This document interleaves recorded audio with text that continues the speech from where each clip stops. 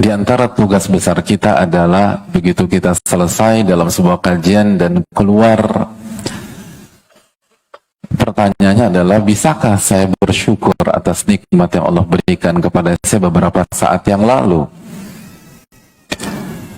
Terlebih lagi nikmat ilmu adalah nikmat yang lebih mahal daripada harta dunia. Tentu saja bersyukurnya harus lebih besar daripada ketika kita mendapatkan uang. Saat kita mendapatkan 10.000 rupiah dengan kita mendapatkan 100.000, kira-kira bersyukurnya sama apa tidak? Berbeda. Bersyukur atas 100.000 lebih besar daripada bersyukur ketika mendapatkan 10.000. Lalu bagaimana dengan nikmat ilmu? Ini yang harus menjadi dalam tanda kutip ganjalan dalam hati kita pada saat kita keluar dari sebuah majelis ilmu. Bisakah kita syukuri? Bisakah kita menjadi hamba yang bersyukur dan yang berhasil sedikit, jamaah? Yang berhasil bersyukur itu nggak banyak. Jadi kalau kita bisa simpulkan, yang mau belajar itu sedikit dari seluruh manusia, dan dari yang sedikit itu yang bersyukur lebih sedikit lagi. Dan itu yang Allah firmankan dalam surat Saba ayat 13, wa qalilun min ibadiyasy syakur, sedikit hambaku yang pandai bersyukur.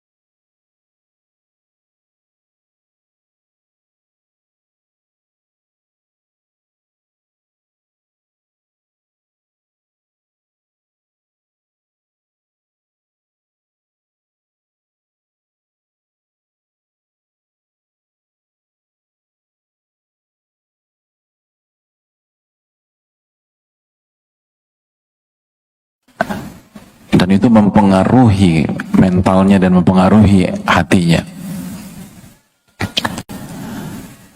Sebelum saya lanjutkan, saya ingin bertanya,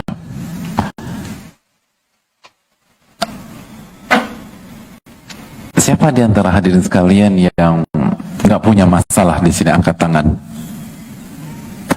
Yang nggak punya masalah. Yang masalah hidupnya dari lahir sampai hari ini cuma satu. Itu. Angkat tangan. 2, 3, 10.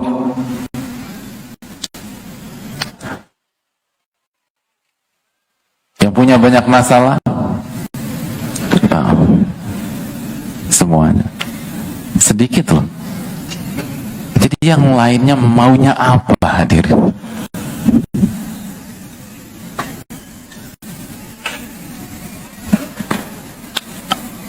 Hadirin yang Allah muliakan,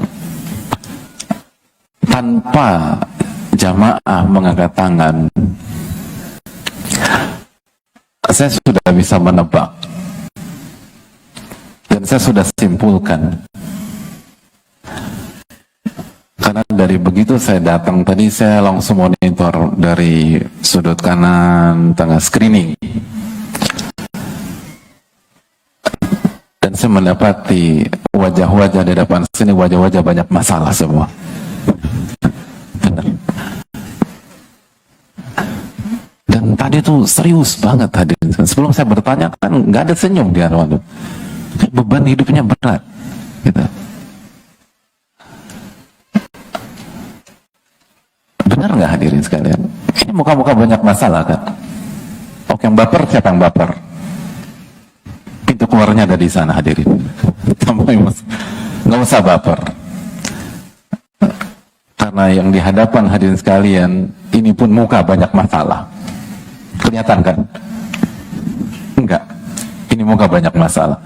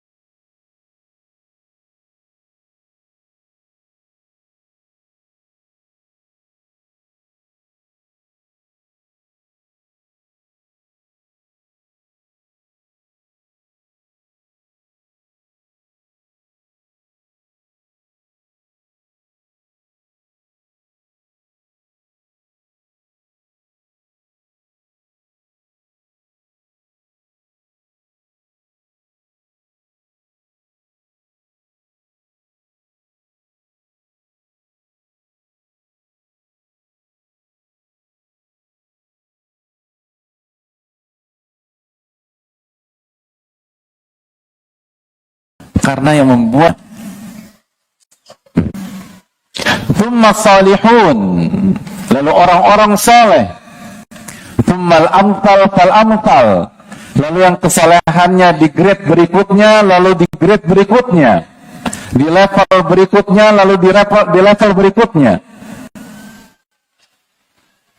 Maka kita bisa buat kesimpulan sederhana, orang yang paling berat masalah hidupnya adalah para anbiya, para rasul. Jadi punya banyak masalah itu positif atau negatif hadirin? Masya Allah. Mulai terangkat moral kita ya. Ternyata positif. Sudah bingung Pak Ustadz gitu. Ke masjid ini aja halu tadi. Nggak sengaja ke sini, bukan? Mungkin. Tapi namanya. Dan dalam hadis Nabi SAW beliau juga bersabda, yubtalal mar'u ala hasabi dini, dan seseorang itu diuji, diberikan masalah, diberikan cobaan sesuai dengan kadar agamanya. Jika agamanya tinggi kualitasnya, maka ujian dan masalahnya pun tinggi dan berat.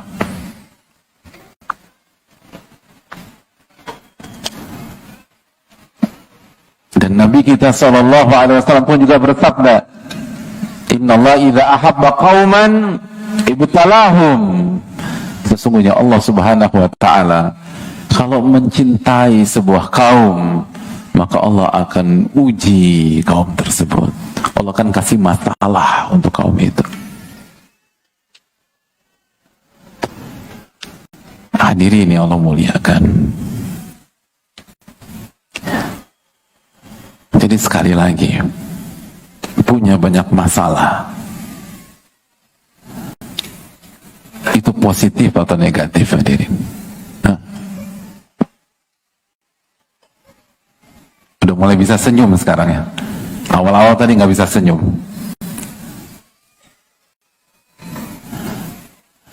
Hadirin, positif. Punya banyak masalah artinya harapan atau kecemasan? Ini masih galau aja hadirin ini. Sekali lagi, punya banyak masalah itu artinya harapan atau kegalauan? Kok nggak yakin hadirin? Innallaha idza ahabba qauman ibtalahum. Allah itu kalau sayang kepada sebuah kaum, Allah akan uji dia. Berarti ketika kita Allah takdirkan punya banyak masalah, punya banyak ujian, itu artinya harapan atau kegalauan? Harapan, hadirin. Harapan. Karena semoga itu tanda dan harapan Allah mencintai kita.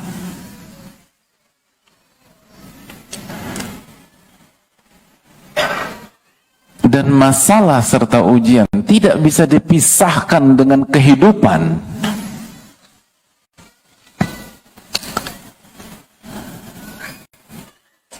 Karena karakter kehidupan dunia adalah darul bala, kata para ulama.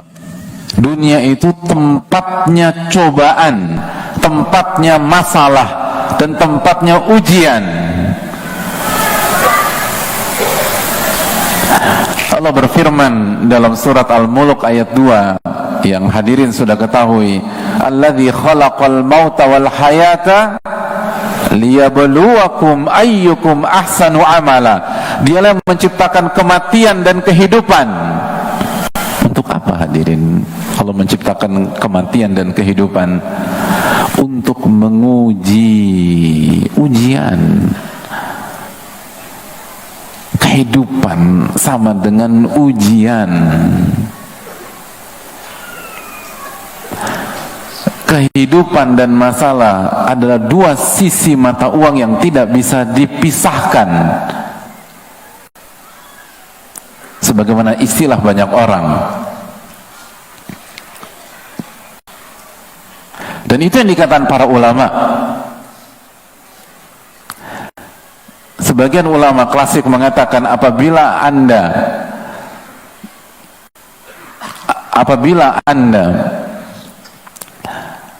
masih diberikan kesempatan hidup, berarti Anda masih diuji oleh Allah Subhanahu wa taala. Ujian dan masalah itu berakhir ketika Anda wafat.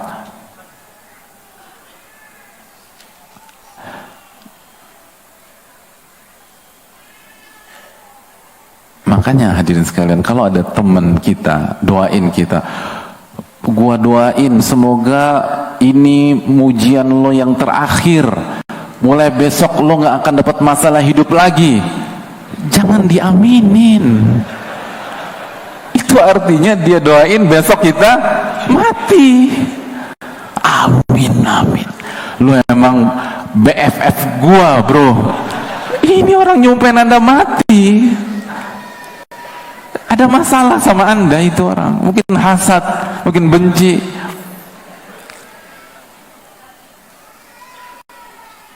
Karena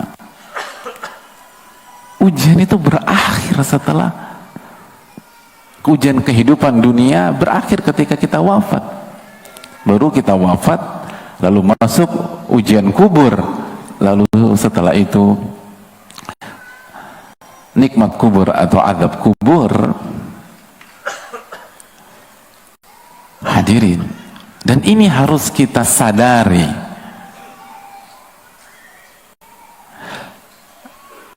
Karena kata para ulama,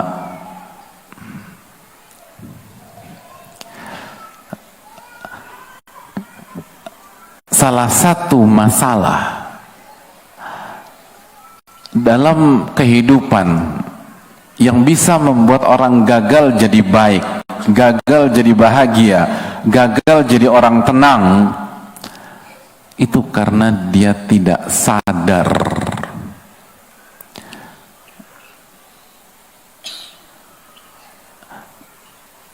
Dalam Madarijus Salikin, Al-Imam Ibnu Qayyim rahimahullah mengatakan, dan para ulama mengatakan bahwa langkah pertama untuk berubah itu yaqadhah, sadar. Dan sadar dalam skup yang luas, cakupan yang luas, dan diantaranya kita harus sadar karakter kehidupan dunia yang sedang kita jalani.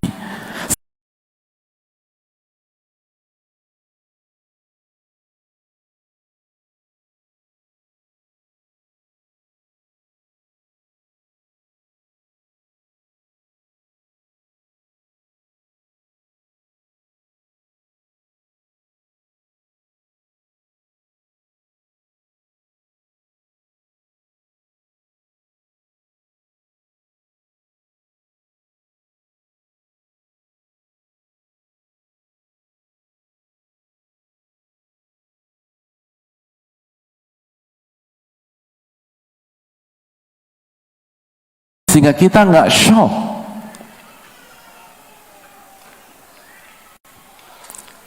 sehingga kita nggak kaget ketika kita ingin umroh atau ingin haji.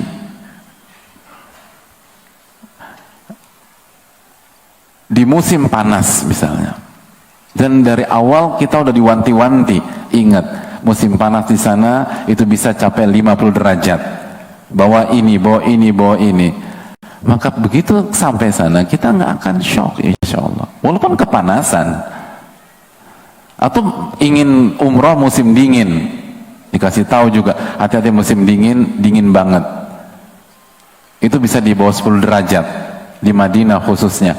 Maka persiapkan mantel, sweater, jaket dan lain sebagainya. Maka begitu kita masuk ke kota Nabi SAW, kita nggak akan shock. Kita harus sadar dulu apa yang akan kita hadapi. Kehidupannya seperti ini, hadirin sekalian. Maka masalah bukan penyebab mental illness, bukan penyebab hambarnya kehidupan kita, bukan penyebab hancurnya rumah tangga kita. Masalah itu bukan penyebab perceraian dalam rumah tangga. Betul nggak hadirin? Kalau penyebab perceraian adalah banyaknya masalah rumah tangga, insya Allah satu masjid ini cerai semua. Loh, siapa yang nggak punya banyak masalah dalam pernikahan? Bener nggak nih hadirin? Yang bikin kita berantakan, yang bikin muka kita kusut, yang bikin kita jungkir balik, yang bikin kita semrawut, yang bikin kita halu, adalah karena kita tidak tahu ilmunya.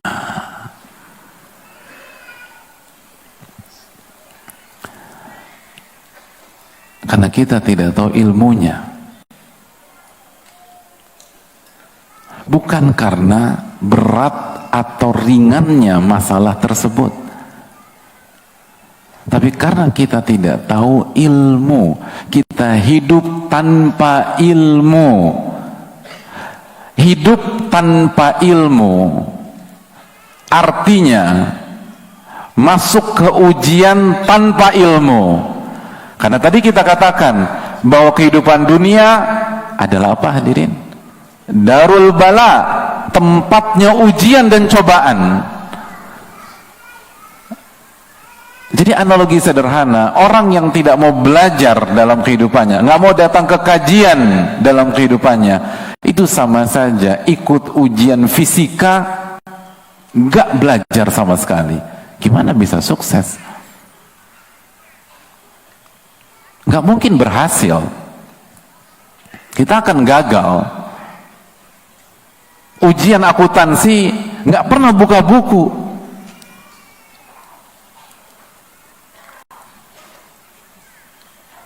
Bro, gimana? Udah belajar belum? Belum. Terus gimana? Yang penting ikhlas, ikhlas. Ujian kimia, ikhlas itu penting, hadirin. Tapi mungkinkah kita berhasil di ujian kimia hanya modal ikhlas? Gak mungkin. Itu sama. Orang gak mau kajian, gak mau datang ke majelis taklim, gak mau belajar, gak mau buka kitab para ulama. Yang penting anak tulus aja ngejalanin kehidupan. Gak bisa. Allah yang berfirman, Alladzi khalaqal mauta wal hayata liyabluwakum. Allah ciptakan kematian dan kehidupan untuk menguji. Hidup ini ujian. Makanya dalam hadis Tirmidzi, Nabi kita SAW mengatakan dengan ilustrasi, belum menggariskan sebuah garis, lalu garis-garis pendek, yang kesimpulannya hidup itu berpindah dari sebuah masalah satu ke masalah yang kedua. Selesai masalah kedua, pindah masalah ketiga. Masalah ketiga berakhir, pindah masalah keempat. Masalah keempat berakhir, itu artinya kita pindah masalah kelima. Sampai kapan? Sampai kita berhadapan dengan masalah yang tidak ada solusi, yang bernama kematian. Itu poin. Jadi ketika kita lolos dalam masalah kehidupan pada hari ini, itu artinya sudah ada masalah berikutnya menunggu kita hari esok. Bahkan seringkali nggak perlu nunggu hari esok, sorenya ada masalah lagi. Lalu bagaimana kalau kita nggak punya ilmunya, jamaah? Yang bikin kita berantakan bukan beratnya masalah, bukan beratnya ujian atau ringannya ujian.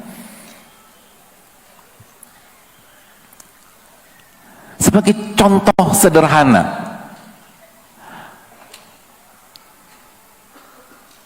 waktu kita sekolah dulu, SMA, mata pelajaran yang paling killer, mata pelajaran apa? Wih, tata boga. Luar biasa. Emang dari wajah-wajahnya wajah-wajah angka semua ini, hadirin. Pelajaran paling, kalau pelajaran favorit apa? Pelajaran favorit? Olahraga.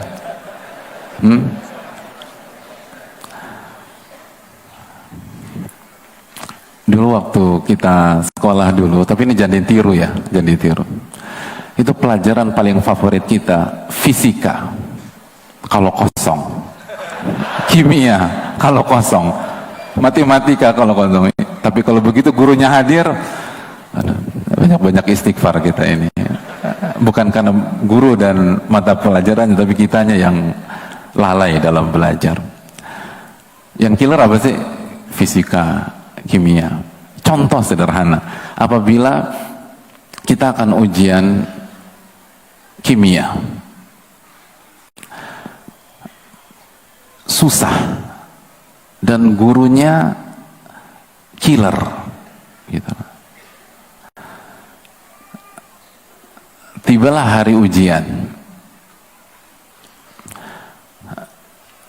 dan gurunya saking killernya itu kasih soal cuman satu gitu loh. Jadi udah dead or life udah. Kalau nggak 100, 0 udah gitu. Cuman satu.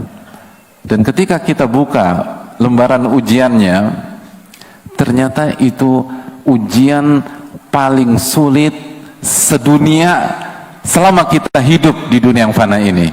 Gitu. Nggak ada ujian lebih susah dari itu. Namun ternyata yang diujikan adalah materi yang kita pelajari tadi malam sampai jam 2:30 malam, walaupun mulainya jam 2 gitu. Jadi pada isya tidur, kaget bangun jam 2, buka-buka buku fisik kimia, setengah jam ketiduran lagi, nggak sempat baca doa, lalu bangun subuh salat subuh, baca zikir pagi, lalu berangkat sekolah, pas sekolah tawakal ala Allah, buka lembaran ujian, itu yang keluar. Itu yang keluar. Ini ujian susahnya minta ampun. Tapi sesuai yang kita pelajari tadi malam, walaupun cuma setengah jam. Saya ingin tanya, ada muka pucat tidak dari raut muka kita? Enggak. Keringat dingin? Enggak. Gimana ekspresinya? Nah, kita akan bertahmid selama ujian. Alhamdulillah bi ni'mati tatimmus sholihat. Alhamdulillah, alhamdulillah. Senyum merekah di saat menjalani ujian tersebut. Optimisme, harapan, semangat,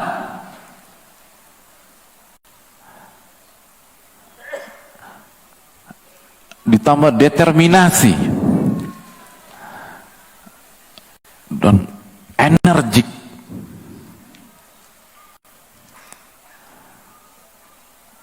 Tunggu dulu, ini ujian sudah selesai atau belum? Hah? Belum, sedang ujian. Banyak orang mengatakan badai pasti berlalu. Ini sedang badai, ini badai kimia, tapi kita bisa tersenyum.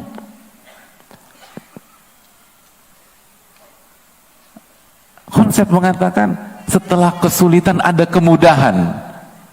Ya, tapi pada saat itu bukan konsep itu yang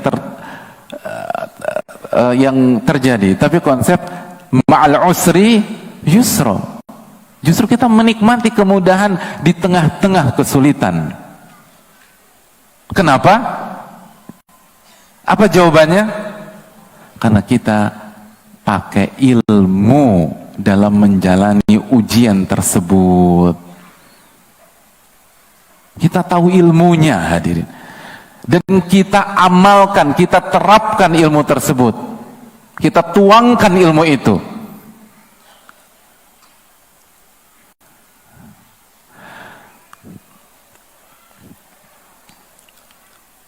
Lalu di tengah-tengah ujian kita sempatkan waktu untuk menengok ke sebelah kanan kita, pucat, dan kita semakin puas. Nggak bagus, ini nggak bagus. Oke, itu sebelah kiri kita lihat, keringet dingin, punggung udah basah, semakin kita bahagia. Dan ini jangan ditiru, hadirin. Padahal yang sebelah kanan kita, sebelah kiri kita, ujiannya sama apa enggak? Apakah karena dia ujian mata pelajaran lain? Apakah karena sebelah kiri kita ujian mata pelajaran lain? Sama. Soalnya sama apa tidak? Sama, sama-sama susah. Kalau parameter kegalauan, hancurnya mental kita dan rotnya kita itu beratnya ujian, harusnya semuanya drop, semuanya pucat, semuanya keringat dingin. Tapi kenapa satu pucat, satu keringat dingin, satu bahagia? Karena ilmunya beda. ilmunya beda. Selama ini kita fokus ke masalah, kita lupa ilmu tersebut. Ini poin hadirin sekalian.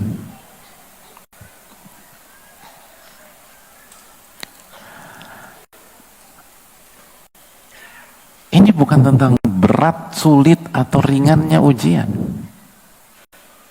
Dan begitu ujian, lembar jawaban kita kumpulkan, kita keluar dengan bahagia. Adapun sebelah kanan kita benar, tamat hidup gua nih, tamat hidup gua, tamat hidup gua. Kita alhamdulillah, alhamdulillah, alhamdulillah. Beda ilmu hadirin. Ini yang harus kita sadari. Sebagaimana ujian yang mudah, tapi kita nggak punya ilmunya, cukup membuat kita keringat dingin dan kena mental. Kalau misalnya saya tanya kepada hadirin sekalian, sebutkan rumus luas trapesium. Siapa yang tahu? Tahu kan? Antum belum pucat karena saya kasih pertanyaan terbuka. Coba kalau saya tunjuk muka antum secara khusus di depan ribuan jamaah, insya Allah mulai pucat. Insya Allah. Kenapa?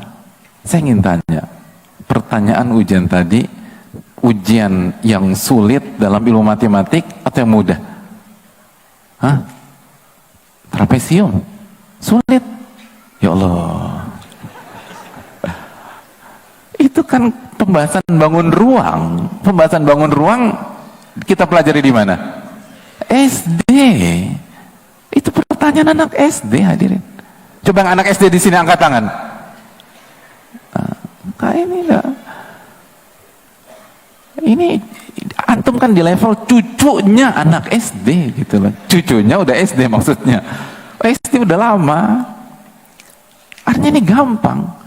Tapi kenapa kita bisa kena mental? Karena lupa ilmunya. Ketika ilmunya nggak tahu atau ilmunya lupa, maka disitulah mimpi buruk dimulai dalam kehidupan kita. Itu masalahnya hadirin.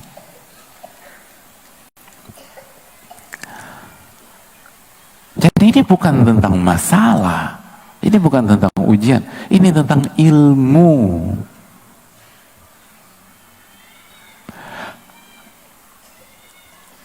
Makanya ulama kita mengatakan bahwa ilmu adalah rohnya kehidupan. Ilmu itu roh.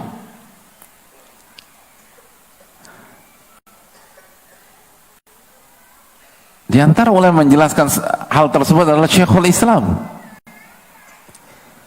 Dalam Majmu' Fatawa beliau mengatakan warisalatu ruh,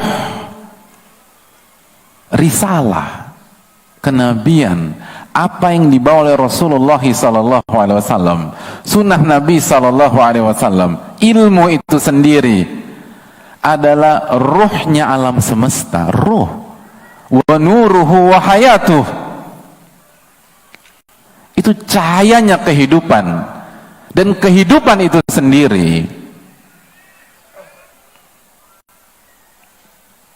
Oleh karena itu hadirin yang Allah muliakan, ketika Allah Subhanahu wa taala berbicara tentang Al-Qur'an, berfirman tentang Al-Qur'an dalam sebuah ayat dalam surat Asy-Syura ayat 52, kata apa yang Allah gunakan? Wa kadzalika auhayna ilaika ruhan min amrina. Dan begitulah kami wahyukan kepada engkau ruh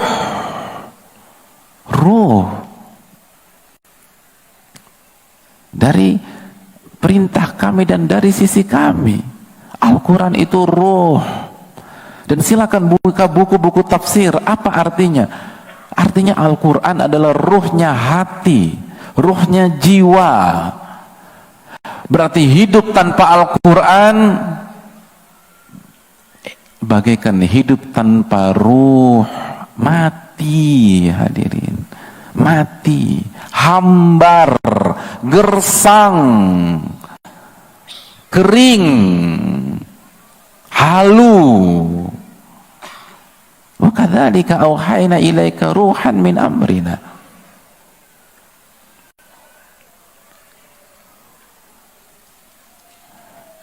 Makanya dulu para sahabat Nabi SAW mempertaruhkan Al-Quranul Karim dengan darah. Lihat bagaimana Bilal bin Rabah, lihat bagaimana Sumayyah, lihat bagaimana Yasir, lihat bagaimana Ammar, lihat bagaimana Mus'ab bin Umair.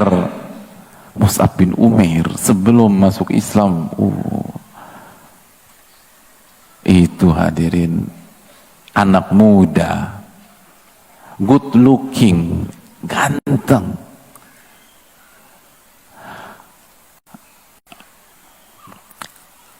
Dulu waktu zaman itu bahasa sekarang perfect, harum gitu. Belum sampai parfumnya udah sampai hadirin. Begitu masuk Islam diboikot sama keluarganya, kurus, kering, dan beberapa kali ditemukan pingsan di sudut atau di jalan kota Mekah.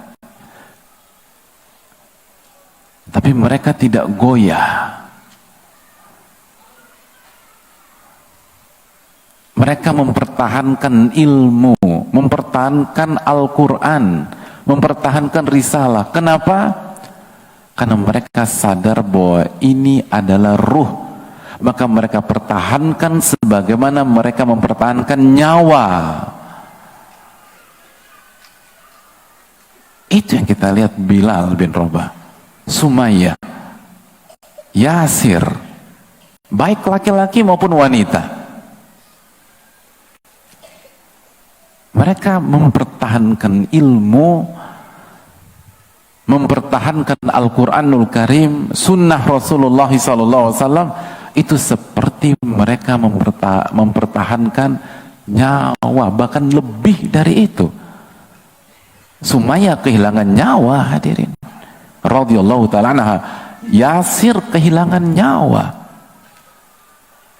Adapun kita, dengan segala fasilitas yang Allah kasih, kemudahan yang Allah berikan, hanya modal datang, hanya modal jalan.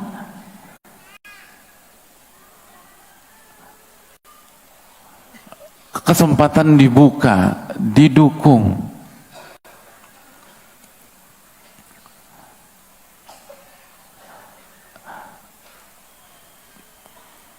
Tapi kemana semangat mempertahankan ilmu tersebut? Kemana semangat menuntut ilmu itu? Sudahkah kita sadari betapa pentingnya ilmu? Lagi-lagi, ini masalah kesadaran. Banyak kita nggak sadar bahwa ilmu itu sepowerful itu. Ilmu itu kehidupan di dunia maupun di akhirat. Makanya warisalatu ruh, wa kadzalika auhayna ilaika ruhan min amrina. Dan begitulah kami wahyukan kepada engkau ruh. Ruh. Ini tentang ilmu, bukan tentang masalah.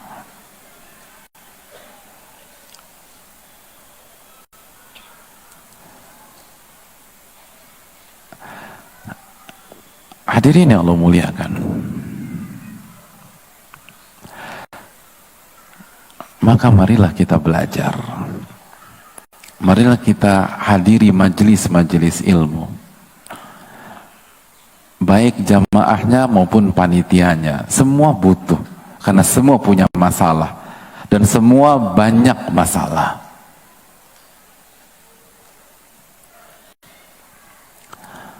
Lalu timbul pertanyaan, hadirin sekalian. Sebagian kita bertanya-tanya dalam dirinya,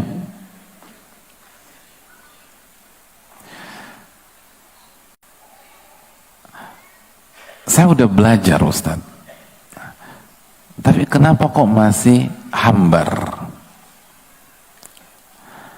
Saya udah ikutin kajian,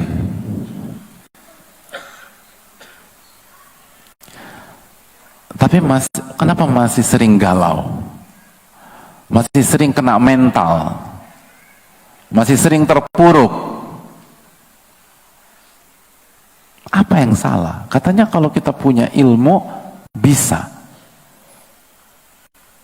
Hadirin yang Allah muliakan,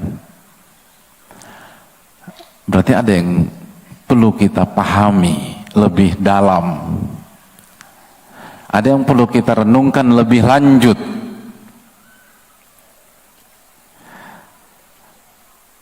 Saya akan bacakan keterangan salah satu para ulama biar kita langsung mendengar dari ahlinya. Disampaikan oleh salah satu ulama yang bernama Syekh Shalih Al-Utsaimin hafizahullahu taala. Beliau menyampaikan, walaisal muradu bil ilmi alladhi yuhjabu anha idrakal masail, alladhi yuhjabu anha idrakul masail,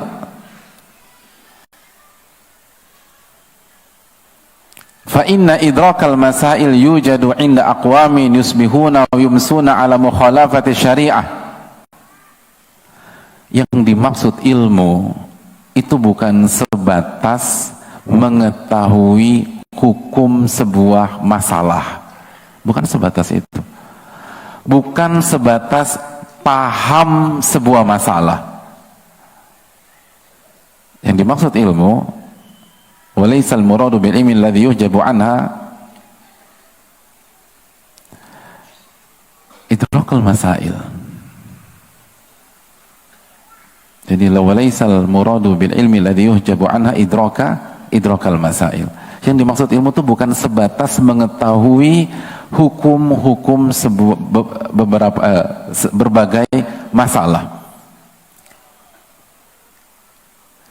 Tapi yang dimaksud dengan ilmu, walakinnal murada bil ilmi alladhi yunalu bi ta'zimil ilm wal ilmu nafi' alladhi yakunu khairan lil abdi fid dunya wal akhirah.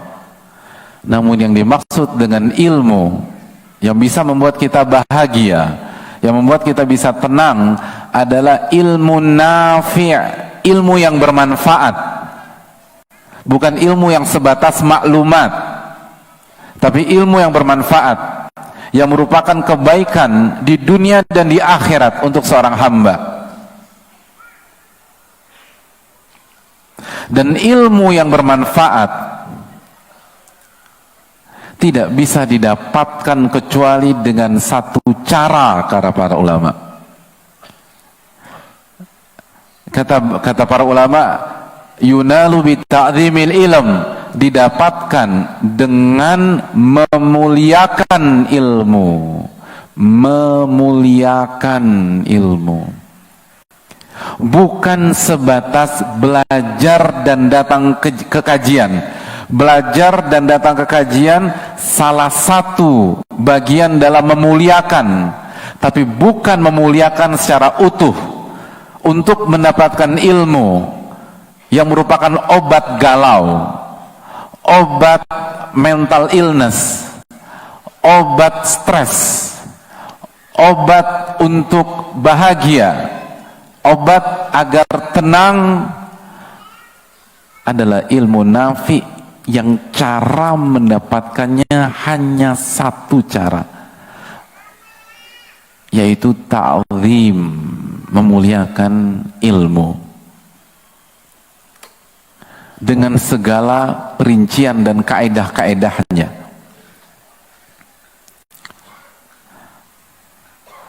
Amma mujaradul ilmi bi idrakil masail fa innahu yakunu wabalan 'alal 'abdi fid dunya wal akhirah. Adapun ilmu yang sebatas mengetahui hukum A, hukum B, ilmu yang sebatas mengetahui berbagai macam masalah, titik sampai di sana.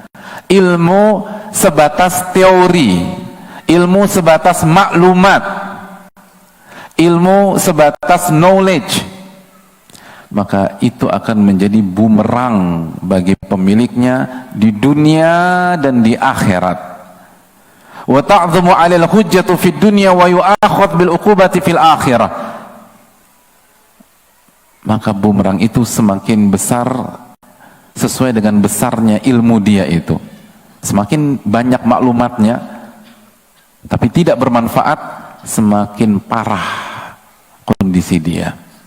Dan di akhirat dia akan diancam, diadab sama Allah Subhanahu wa ta'ala. Ilmu nafi. Makanya yang Nabi kita SAW minta setiap pagi apa hadirin? Allahumma inni as'aluka ilman nafi'an wa rizqan thayyiban wa amalan mutaqabbala. Ya Allah, berikanlah aku ilmu nafi, ilmu yang bermanfaat. Maksudnya apa sih Ustaz? Ilmu yang bisa kita manfaatkan dalam setiap episode kehidupan kita. Ilmu yang bisa kita gunakan dalam setiap ujian dan masalah-masalah kita. Itu ilmu.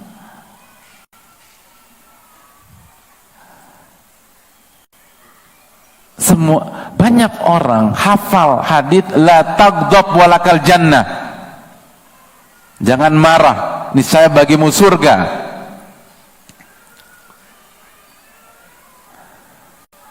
Tapi apakah setiap orang yang hafal dan tahu hadis tersebut bisa mengamalkan? Gitu. Khususnya ketika istri ngejawab omongan kita, anak ngerusakin kesayangan kita, gitu. Bisa nggak ngamalin la taghdab walakal jannah? Jangan marah bagimu surga. Hampir setiap kita itu sudah tahu tentang sunnahnya mengucapkan salam kalau bertemu sesama muslim. Tapi berapa persen mengamalkan itu? Banyak di antara kita sudah paham tabassumuka fi wajhi akhika shadaqah. Senyummu di hadapan wajah saudaramu itu sedekah. Tapi berapa banyak yang senyum ketika jalan ke masjid lalu ketemu dengan tetangga-tetangga komplek atau tetangga-tetangga rumahnya? Hampir semua kita tahu bahwa ghibah itu haram, dosa besar seperti makan bangkai. Tapi bisakah kita jaga lisan kita? Itu yang menentukan ilmu maklumat dan ilmu nafi. Dan cara mendapatkan ilmu nafi hanya dengan memuliakan, hadirin. Kalau nggak memuliakan nggak akan bisa, nggak bisa. Ini ilmu nafi tidak akan bisa didapatkan hanya mengandalkan kejeniusan. Abu Jahal kurang jenius apa, hadirin? Nggak bisa. Ilmu ini nggak bisa digunakan hanya mengandalkan harta, nggak bisa. Hanya mengandalkan status, misal dekat dengan ustadz atau dekat dengan ini, nggak bisa. Cara satu-satunya cara, Anda harus muliakan ilmu. Dan arti memuliakan ilmu, memuliakan Al-Quran dan Sunnah Nabi kita SAW, memuliakan Allah Tabaraka wa Ta'ala, memuliakan Rasulullah SAW, lalu memuliakan, setelah itu memuliakan guru-guru kita, lalu memuliakan kaum muslimin secara umum. Karena secara umum seorang muslim punya ilmu dalam dirinya, terlepas berapa kadarnya, kita harus muliakan. Kalau nggak akan bisa. Dan itu panjang dibahas oleh para ulama. Makanya disitulah mengapa hadirin Allah muliakan, para ulama sangat memperhatikan A sampai Z segala urusan yang berkaitan dengan ilmu dan kajian. Kita tahu bersama bahwa para ulama dulu itu kalau mau kajian, mau menyampaikan ilmu, mandi, pakai baju yang bagus. Para ulama pakai parfum. Imam Malik ketika kedatangan tamu di rumahnya, beliau akan tanya, rahimahullah, kita mau bicara masalah umum atau bicara hadis Nabi SAW? Oh, bicara hadis. Tunggu sebentar. Masuk, mandi, tampil oke, keluar lagi, bicara tentang hadis Nabi SAW. Tapi kalau bicara masalah umum, langsung. Kenapa hadirin? Memuliakan. Bukan hanya sekedar membahas. Bedakan antara memuliakan dan sebatas membahas. Memuliakan itu membahas plus plus plus plus plus. Itu demikian. Kenapa mereka tampil necis, tampil bagus? Ibnu Abbas itu kalau diriwayatkan kalau pakai penutup kepala, kalau mau menyampaikan ilmu dengan kualitas yang bagus, dan kita tahu kualitas yang bagus ada harga, ada barang. Diriwayatkan dalam kurs kita itu di atas 1 juta loh pecinya Abdullah bin Abbas kalau mau kajian, benar-benar tampil. Lihat bagaimana Abdullah bin Abbas ketika ingin berdialog dengan Khawarij, orang-orang yang ekstrim, orang-orang yang gampang mengkafirkan umat Islam, yang mengkafirkan pelaku dosa-dosa besar. Ketika ingin dialog, dan dialog itu menyampaikan apa hadirin? Ilmu. Penampilannya bagaimana? Keren hadirin, memuliakan. Ini tentang memuliakan. Itu kenapa para ulama kita ketika datang ke majelis atau sebelum datang ke majelis, itulah sebabnya kenapa para ulama, di antara hikmahnya kenapa para ulama datang ke kajian, bahkan melakukan rehlah, melakukan perjalanan. Kenapa ulama sekali Sa'id bin Musayyib itu mengatakan, in kuntu la asirul ayyama wa layali fi talabil haditsil wahid. Aku ini suka berjalan beberapa siang dan beberapa malam, artinya berhari-hari. Jadi aku suka berjalan berhari-hari hanya untuk mencari satu hadis. Satu hadis berhari-hari. Kenapa? Padahal beliau adalah ulamanya kota Madinah. Kenapa sampai harus pergi? Memuliakan. Memuliakan. Kita kalau memuliakan orang, orang itu datang ke kita atau kita datang ke dia? Hah? Hadirin. Kalau lebaran tuh, biasa kita ngumpul di rumah siapa? Nah, kita anak paling bungsu, tapi kita orang paling kaya, paling sukses di keluarga besar kita. Kita lebih kaya dari orang tua kita lebih kaya dari kakak pertama kita, kakak kedua kita, kakak ketiga kita, kakak keempat kita, sampai kakak ke-17 kita. Kita anak 18 misalnya. Ketika lebaran, ngumpulnya di rumah siapa? Hah? Rumah kita? Enggak. Rumah orang tua, walaupun gubuk dan nggak mau direnovasi. Kan orang tua kan unik gitu ya, ditawarin renovasi, enggak, mau kayak begini aja kata orang tua kita. Tetap ngumpul di sana. Oke, orang tua kita wafat, pada ngumpul di rumah kita atau kita yang jalan? Hah? Ngumpul di mana? Kakak pertama kita meninggal, ngumpul di rumah kita. Hadirin, ini orang Indonesia bukan sih? Nah, ini kultur Indonesia kan. Orang kakak pertama kita meninggal, ngumpul di mana? Kakak kedua. Kita yang jalan, bukan kita yang didatangi. Kenapa? Memuliakan. Kalau kita nggak mau lebaranan ke rumah orang tua kita dengan dalih rumah kita paling besar, paling proper, paling representatif, paling nyaman untuk ngumpul, kita akan divonis apa sama semua keluarga? Anak berbakti? Donatur? pemberi fasilitas, sponsor. Hadirin, tolong bantu saya. Ini masalah benar-benar berat ya, sampai sulit menjawab pertanyaan seperti ini. Kita nggak mau datang ke rumah orang tua, kita minta semuanya ke rumah saya, karena rumah saya paling enak, paling nyaman. Rumah orang tua panas, kecil. Rumah saya mau jungkir balik, mau salto, mau roll ke depan, roll ke belakang, bebas. Kita yang suruh mereka datang, bukan kita datang. Kita akan divonis apa, hadirin? Durhaka, karena nggak memuliakan. Padahal kita sediakan seluruh menu yang paling enak. Bandung menu paling enak apa kalau Lebaran? Ya Allah, bener-bener halu antum ya.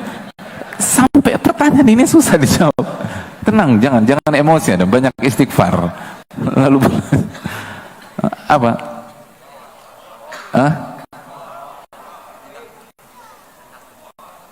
Rendang? Ya Allah, ini di mana sih? Rendang. Kayaknya saya yang halu, hadirin. Ini Padang ya? Atau Bukit Tinggi? Suasananya sejuk kayak Bukit Tinggi saya ini.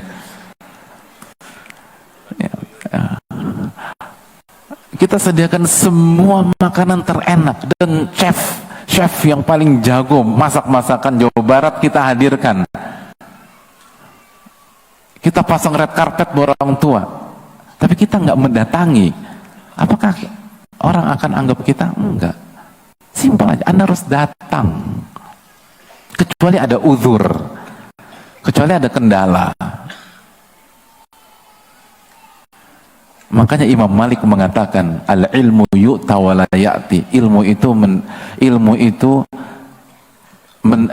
itu didatangi, bukan mendatangi.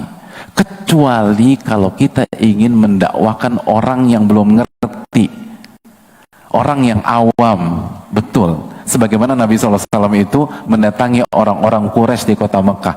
Tapi kalau kita ingin mengupgrade diri kita, ingin menjadi penuntut ilmu, ingin merubah ilmu itu menjadi ilmu yang sangat bermanfaat, datang ke kajian, hadirin.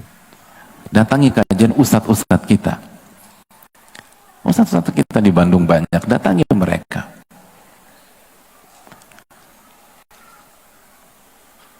Ibnu Dailami, Abdullah bin Fairuz rahimahullahu ta'ala, belum mendengar hadis dari Abdullah bin Amr. Dan pada saat belum mendengar hadis tersebut, beliau ada di Palestina. Maka beliau langsung berusaha mencari hadis tersebut, mendengar langsung, datang langsung. Faraqiba wa tajasyama masyaqas safar. Beliau berangkat, beliau gunakan hewan tunggangannya, dan beliau berjalan dan bersabar menghadapi kesulitan ketika safar. Sampai tiba di mana? Taif. Fahaddatsahu bidzalik. Lalu beliau mendapatkan hadis tersebut. Palestina, Taif, hadirin. Palestina. Yang umroh, mungkin sebagian pernah ke Taif. Itu Taif. Itu para ulama datang. Kenapa? Betul, alhamdulillah sarana banyak, ada online. Jadi online nggak boleh, online boleh, hadirin. Online bagus, online positif. Tapi fungsi online bukan untuk menggantikan off air, bukan untuk menggantikan offline, bukan untuk menggantikan majelis. Online adalah sebuah sarana second option. Opsi kedua, kalau kita tidak bisa, kita ada kendala, kita ada uzur. Karena semua sepakat, walaupun kontennya sama, baik di offline maupun di online, tetapi dari sisi memuliakan, mana yang lebih tinggi? Hadirin, mana yang lebih tinggi? Offline. Maka ketika sisi memuliakannya lebih tinggi, maka peluang mendapatkan ilmu bermanfaatnya jauh lebih besar. Itulah alasannya mengapa dulu para ulama kita untuk mendapatkan satu hadis berhari-hari, untuk mendapatkan satu hadis dari Palestina ke Taif, untuk mendapatkan satu hadis berjalan selama 1 bulan sebagaimana yang dialami Jabir. Jabir itu untuk mendapatkan satu hadis dan bertemu dengan Abdullah bin Unais, itu beliau melakukan perjalanan 1 bulan ke Syam untuk satu hadis. Hari ini kita untuk mendapatkan satu hadis harus berjalan berapa bulan hadirin? Hah? Modalnya apa? Kaki, jempol sekarang. Bukan satu hadis, satu buku hadis. Hari ini satu buku hadis yang isinya ribuan hadis hanya cukup dengan jempol. Lalu wifi gratis. Berapa passwordnya? Download gitu. Logikanya, kalau ini tentang konten, sekali, kalau ini tentang konten, seharusnya yang lebih berkualitas, yang satu buku hadis dengan jempol saja dalam hitungan menit, atau yang satu hadis harus menempuh 1 bulan. Sekali lagi, kalau ini hitungan konten dan efisiensi, harusnya yang lebih berkualitas yang mana? Satu buku hadis beberapa menit atau satu hadis 1 bulan? Satu buku hadis beberapa menit, tapi kenyataan yang lebih berkualitas siapa? Kita atau Jabir bin Abdullah? Kita atau Ibnu Dailami? Ibnu Dailami.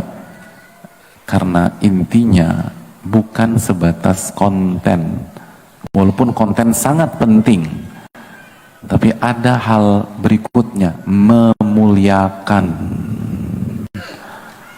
Itu kunci kalau kita ingin mendapatkan ilmu nafi, dan seterusnya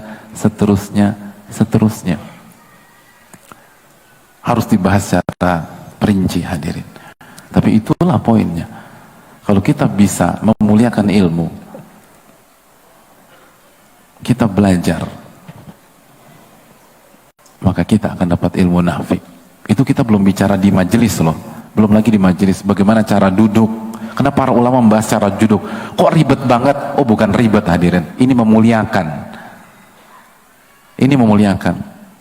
Kalau ada tamu datang ke rumah hadirin sekalian, lalu dia angkat kaki, lalu jempolnya ditujukan ke muka hadirin sekalian, kira-kira perasaan hadirin gimana? Masalah memuliakan itu penting.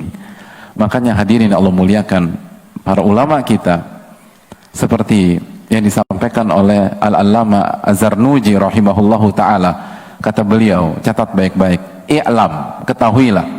Saya bacakan keterangan para ulama biar kita langsung dengar dari sumbernya.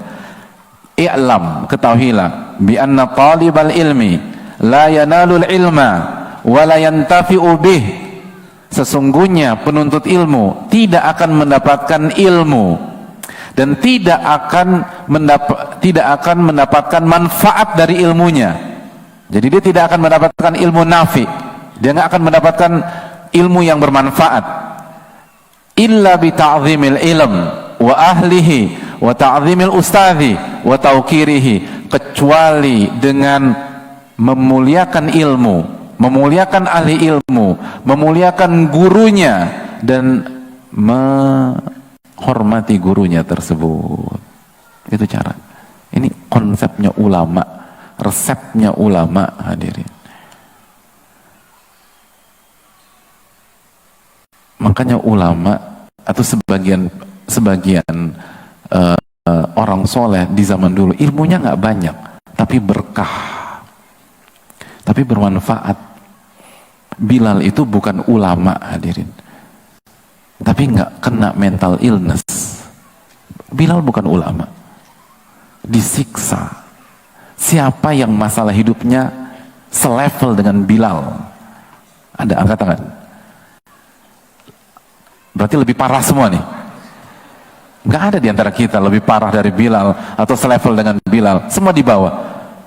Tapi kenapa beliau bisa sabar, bisa tenang, bisa istiqomah, bisa nggak bergeming? Hadirin, bayangkan dihina, direndahkan, disakiti, ditindih dengan batu besar. Kalimat yang terucap hanyalah Al-Ahadul Ahad. Al-Ahadul Ahad, Allah Esa, Allah yang Esa. Bilal nggak ganti profile picture, nggak buat status, nggak curhat. Al-Ahadul Ahad. Kenapa dada beliau begitu lapang? Karena ilmu beliau bermanfaat. Maka kejarlah ilmu yang bermanfaat. Wallahu ta'ala alam bisawab.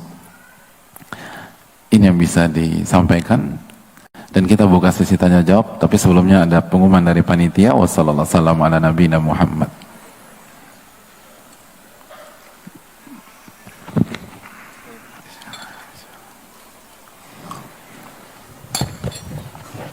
Baik, kami umumkan kepada pemilik kendaraan Honda HR-V D1061AJU serta Suzuki R3 B2671 SYX. Sekali lagi, Honda HR-V D1061AJU dan Suzuki R3 B2671 SYX mohon segera dipindahkan dikarenakan mengganggu proses petugas damkar mau ada evakuasi di jalan. Jadi mohon segera dialihkan. Terima kasih.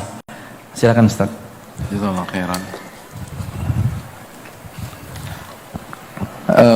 Afwan Ustaz, bolehkah menganggap enteng ujian yang kita terima dengan yakin bahwa Allah pasti membantu kita dan kita hanya ikhtiar sebisa kita dan beribadah maksimal? Ya, terima kasih atas pertanyaannya.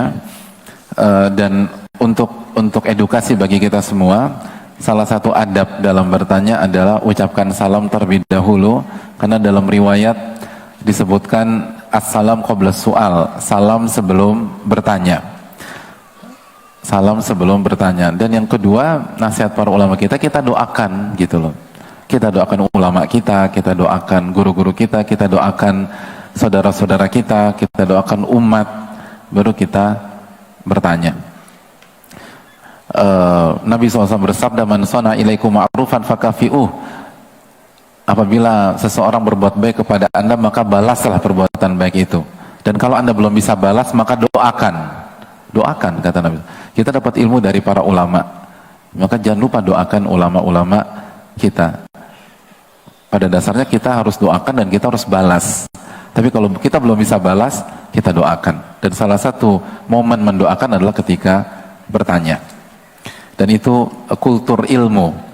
Dulu para guru-guru kita, para ulama-ulama kita, para masyayikh itu mengajarkan kita demikian.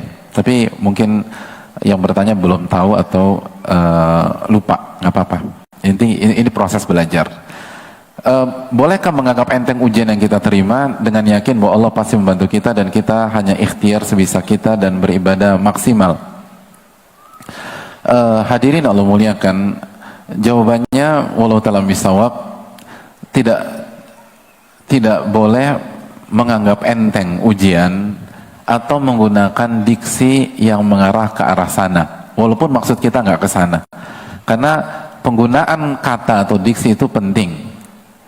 Penggunaan kata atau diksi itu penting. Dalam hadis yang sahih, Nabi SAW tuh melarang kita menggunakan kata khobuthat, khobath gitu. Jangan ucapkan kata khobath. Lalu beliau memberikan solusi ke kata yang sama tapi lebih halus gitu loh. Artinya seorang mukmin itu harus belajar memilih diksi dan kata-kata.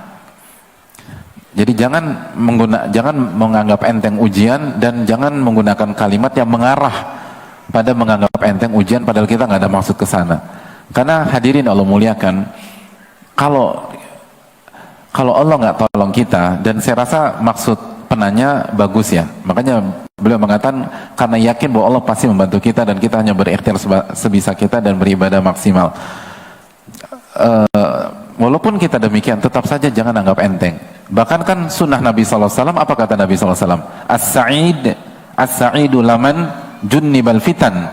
Orang yang bahagia adalah orang yang dijauhkan dari fitnah. Jadi fitnah dan ujian itu dihindari sebisa mungkin. Tapi bukan lari dari masalah ya. Sebisa mungkin ditunda. Makanya salah satu hikmah adanya Sulhul Hudaybiyah. Sulhul Hudaybiyah itu Nabi SAW genjatan senjata sama siapa? Sama orang musyrik Quraisy. Selama berapa lama? 10 tahun kan? Itu salah satu hikmahnya kata Allah. Jadi kalau masih bisa ditunda 10 tahun, kenapa hari ini berhadapan? Gitu. Kalau masih bisa ditunda 10 tahun, kenapa hari ini berhadapan? Itu jadi masalah ujian itu selama masih bisa dihindari. Selama bisa milih yang lebih mudah, jangan milih yang sulit. Kecuali ada keutamaan dan ada ibadah. Tapi kalau ini ujian, ini masalah dan seterusnya. Lalu kita berikhtiar dan kita minta bantuan dari Allah Subhanahu wa taala, lalu kita jalankan. Sebagaimana sabda Nabi SAW, ihris ala ma yanfa'uk wasta'in bila wala ta'jiz. Bersungguh-sungguhlah dalam mengejar yang bermanfaat bagi Anda dan minta pertolongan kepada Allah dan jangan lemah, kata Nabi SAW. Dan Nabi SAW juga bersabda sallallahu alaihi wasallam, la tatamannau liqa'al adu. Anda jangan pernah berharap bertemu dengan musuh. Jangan pernah berharap bertemu dengan musuh. Jangan sok-sok, ayo mana sini orang ini saya tantang, mana orang munafik berhadapan dengan saya. La tatamannau liqa'al adu. Jangan pernah berharap bertemu dengan musuh. Was'alullah al-afiyah, dan minta keselamatan dari Allah. Minta keselamatan, jangan ketemu dengan masalah. Minta keselamatan. Lalu Nabi SAW melanjutkan, wa idza laqitumuhum fasbiru. Tapi kalau Allah takdirkan bertemu dengan musuh, bertemu dengan ujian, bertemu dengan masalah, sabarlah, kata Nabi kita sallallahu alaihi wasallam. Mungkin itu.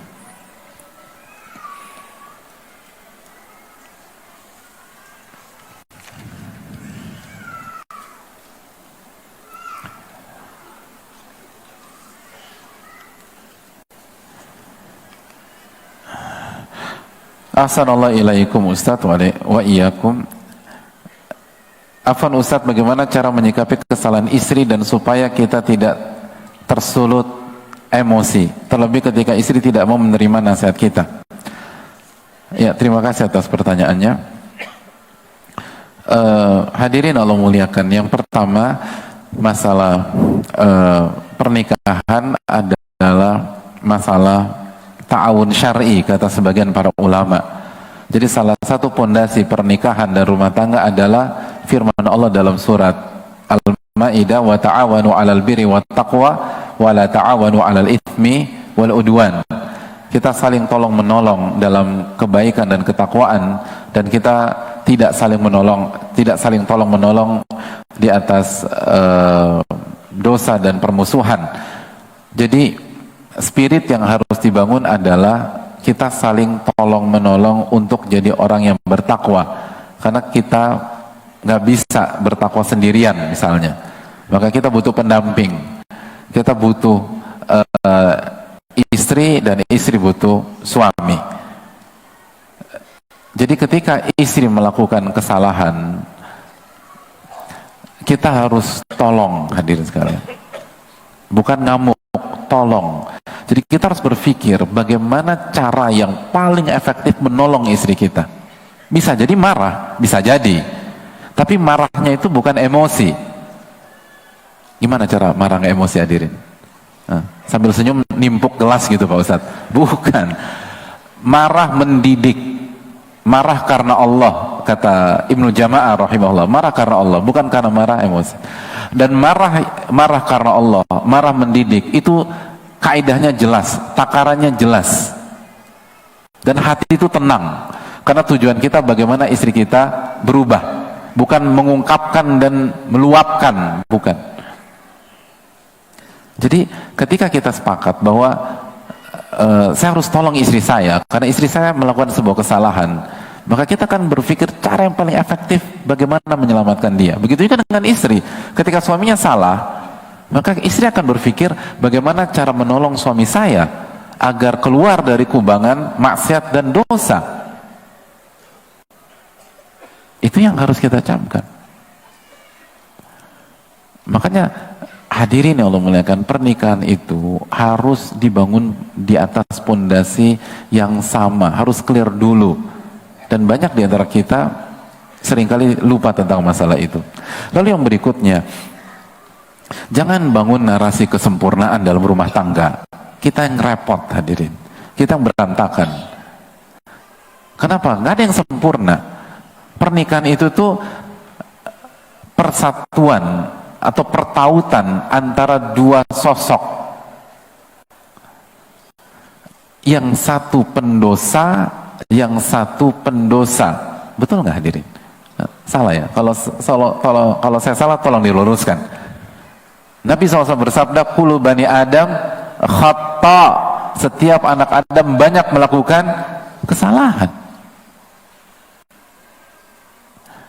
Wa khairul khata'ina tawwabun, dan yang terbaik di antara mereka yang paling banyak bertaubat.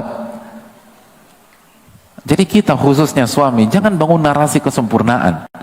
Dan salah satunya adalah dengan mengaudit ketat dan setiap kesalahan istri, lalu memarahi setiap kesalahan istri. Gak akan bertahan hadirin. Gak akan bertahan. Bukan begitu cara berumah tangga. Rumah tangga tentang bagaimana konsep berjuang, konsep bertauhid, konsep saling ta'awun, konsep saling bersama-sama, konsep saling mengejar keutamaan. Itu keluarga. Dan saling sadar bahwa pada saat istri saya salah, maka besok saya yang salah, dan begitu seterusnya. Lalu bagaimana kita bertobat kepada Allah Tabaraka wa Ta'ala? Lihat bagaimana Nabi SAW ketika istri beliau melakukan kesalahan, apa kata Allah tentang Nabi SAW? Arrafa ba'dahu wa a'rada an ba'd. Nabi SAW hanya membahas sebagian masalah dan mengubur sebagian masalah yang lain. Gak semua masalah dibahas. Itu hal yang perlu kita camkan bersama-sama. Dan yang terakhir untuk pertanyaan ini, kita jangan punya mental hobi mencari kambing yang warnanya hitam hadirin. Apalagi Idul Adha masih jauh, susah hadirin, kecuali kita peternak. Dan peternak pun jangan gunakan konsepnya itu di sini, nggak akan berhasil. Kalau mental kita cuma cari kambing hitam, menyalahkan orang, buat apa kita ngaji? Tanpa belajar agama pun bisa kita lakukan. Kita kan ngaji untuk ada perubahan, kan begitu. Kalau mental kita hanya nyalakan istri, atau istri nyalakan suami, nyalakan suami, itu orang yang nggak ngaji pun jago.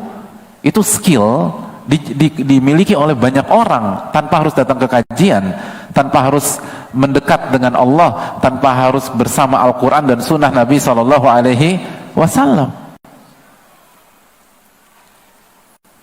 Bukankah kita ingin naik kelas? Terus kalau naik kelas gimana caranya? Asy-Syura 30, wa ma asabakum min musibatin fabima kasabat aydikum wa ya'fu an katsir. Dan apapun yang menimpa kalian itu pasti ada andil dari kesalahan dan perbuatan tangan kalian, dan Allah telah mengampuni banyak dari dosa-dosa kalian. Itulah konsepnya para ulama klasik dan sampai hari ini dalam berumah tangga. Makanya para ulama kita ketika melihat istrinya tidak sebagaimana biasanya, tidak senurut biasanya, tidak setaat biasanya, apa kata mereka? Kata mereka, inni la'asillah fa'ara athara ma'siyati fimra'ati wadabati. Aku berapa waktu yang lalu bermaksiat kepada Allah. Aku bermaksiat kepada Allah. Lalu aku melihat dampak maksiatku ada pada perangai istriku dan hewan tungganganku. Itu para ulama. Evaluasi ke dalam. Nyalain orang gampang, hadirin. Bola di tangan kita. Kita mau nggak naik kelas atau kita ingin naik kelas. Kalau ingin jadi orang-orang beriman, berhenti menyalahkan orang. Pasti ada andil dari dosa kita. Dan semakin fasih kita menyalahkan orang, semakin kita gagal memperbaiki diri. Tapi semakin kita fasih introspeksi diri, maka kita akan menemukan kekeliruan, kesalahan diri kita. Kita akan menemukan blind spot kita. Dan ketika kita menemukan itu, maka kita akan mengobati. Dan ketika kita mengobati blind spot kita, kita akan jadi pribadi yang jauh lebih bertakwa ke depan. Menguntungkan. Makanya lihat Nabi Nuh, lihat Nabi Lut alaihi wassalatu wassalam. Ujian dari sisi istri mereka berdua tidak membuat kualitas mereka menurun, bahkan melejit. Para nabi. Dan berat loh, diuji dari isi itu berat. Diuji dari sisi istri itu salah satu ujian yang paling berat. Tapi belum bisa. Dengan taufik Allah Subhanahu wa ta'ala.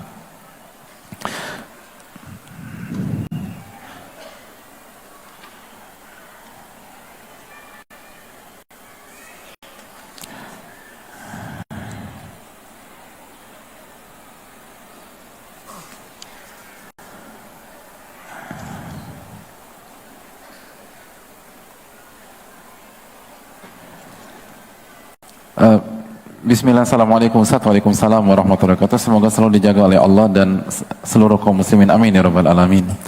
Semoga Allah memberikan keberkahan buat kita semua, panitia, jamaah dan DKM Masjid Pusdai ini dan seluruh pihak yang ada di balik masjid ini. Semoga Allah memberikan pahala besar buat kita semua, amin ya rabbal alamin. Afwan izin bertanya dan minta nasihat. Qadarullah, saya tidak jadi menikah. Kiat-kiat agar mendapatkan pasangan yang Allah pilih bagaimana? Agar mendapatkan pasangan yang bertakwa.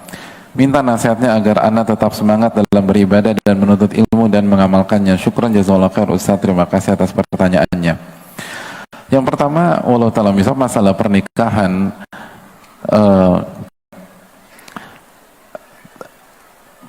perbaiki diri kita hadirin. Perbaiki diri kita. Karena kita berinteraksi dengan Rabb yang ahkamul hakimin, yang maha bijak, maka kaidah umumnya adalah wat-thayyibatu lit-thayyibin, wanita yang baik untuk laki-laki yang baik. Kaidah umum. Ada kasus anomali, dan itu karena hikmah yang sangat besar dan mungkin bukan saat ini kita bahas. Tapi secara umum, at-thayyibatu lit-thayyibin, laki-laki yang baik, perempuan yang baik untuk laki-laki yang baik. Dan itulah kondisi kita di sehari-hari gitu loh. Misalnya laki-laki yang punya kualitas, yang dia cari apa? Apa? Yang nggak sholat, yang nggak puasa Ramadan, yang nggak nutup aurat dan seterusnya, enggak kan? Sebaliknya, wanita yang soleha, siapa yang dia cari? Hadirin yang Allah muliakan. Oh, semakin berkualitas seseorang itu semakin picky, selalu begitu. Di semua bidang. Antum jago di bidang apapun, antum akan semakin selektif. Jadi kalau ingin mendapatkan orang-orang yang berkualitas, maka perbaiki kualitas diri kita. Karena mereka nggak ngasal. Mereka cara berpikirnya tidak ngasal. Itu hal penting. Dan yang kedua, jangan pernah takut kalau kita jujur sama Allah dan kita punya kualitas. Sekali lagi, Allah alaihissallahu bi ahkamil hakimin. Bukankah Allah pemutus yang paling bijak? Dan hadirin Allah muliakan, mutiara, walaupun ada di dasar laut, itu tetap dicari oleh para nelayan. Mutiara, walaupun dasar laut, itu dicari. sampah plastik, walaupun ada di permukaan laut, nggak disentuh sama pelananya, nggak disentuh. Nah sekarang kita mau jadi yang mana? Jadi nggak usah khawatir, kita berinteraksi dengan Rabbul Alamin. Kalau kita mutiara, dicari, walaupun ada di dasar, walaupun yang mempertaruhkan nyawa. Itu poin. Terus yang terakhir, pernikahan itu tentang kemampuan dan kebutuhan. Apa yang mampukah kita secara utuh ya? Saya bicara, ini kan bukan sesi pernikahan, tapi secara umum kita lihat kemampuan. Ya ma'syarasy syabab man istata'a minkumul ba'ah falyatazawwaj. Wahai anak muda, barang siapa yang mampu maka menikahlah. Terus yang kedua, kebutuhan. Dan kebutuhan setiap kita tuh beda, hadirin. Dan ini konsep para ulama. Makanya kalau kita buka buku-buku fikih para ulama, misalnya contoh apa yang dikatakan oleh Ibnu Ruslan dalam kitab Zubat, kata beliau, sunnah li muhtajin mutikin lil uhab nikahu bikrin dzati dinin wa nasab. Pernikahan itu hukumnya sunnah bagi yang apa? Bagi yang butuh dan mampu. Butuh. Ini tentang kebutuhan. Apa kebutuhan kita? Untuk bisa husnul khotimah, untuk bisa masuk ke dalam surga, untuk bisa beribadah kepada Allah. Lalu cari sesuai dengan kebutuhan tersebut dan jangan ikut-ikutan. Karena ini bukan perkara yang mudah. Ini yang bisa disampaikan. Jazakallahu khairan. Waktu telah habis dan kita sekali lagi bersyukur kepada semua pihak. Jazakallahu khair kepada seluruh jamaah. Sebuah kebahagiaan bisa hadir lagi setelah berapa lama ya? Saya terakhir ke sini tahun 1900 berapa?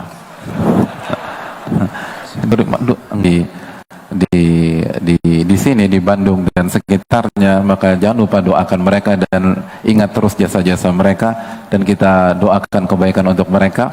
Dan jazakallahu khair kepada DKM Masjid Pusdai dan seluruh jajarannya. Semoga seluruh kegiatan amal soleh mereka diterima oleh Allah Subhanahu wa taala di hari kiamat nanti. Dan terima kasih kepada seluruh panitia dan orang-orang yang berada di balik acara ini. Dan semoga Allah Subhanahu wa taala menerima amal ibadah kita. Allahumma inna nas'aluka wa na'udzubika min ilmin la yanfa. Ya Allah, berikanlah kami ilmu yang bermanfaat dan lindungilah kami dari ilmu yang tidak bermanfaat. Dan sambil pulang jangan lupa memperbanyak doa, Rabbana taqabbal minna. Ya Allah, terimalah amal ibadah kami. Sebuah kebahagiaan bisa bersama hadirin sekalian, dan semoga Allah terima amal ibadah tersebut, dan semoga kita pandai bersyukur sehingga kita bisa ditambah dari kemudian hari. Subhanakallahumma wa bihamdika la ilaha illa anta astaghfiruka wa atubu ilaik. Assalamualaikum warahmatullahi wabarakatuh. Terima kasih banyak. Syukran.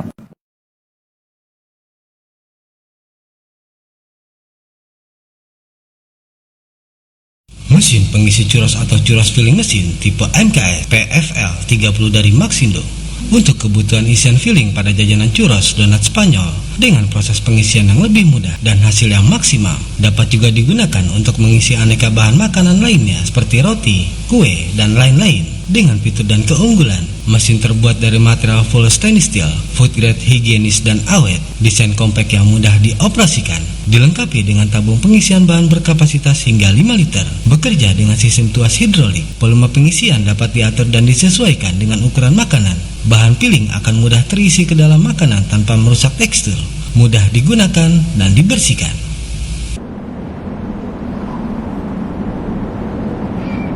Dapatkan produk ini di toko mesin Maxindo terdekat di kota-kota Anda. Kunjungi situs kami di www.maxindo.com.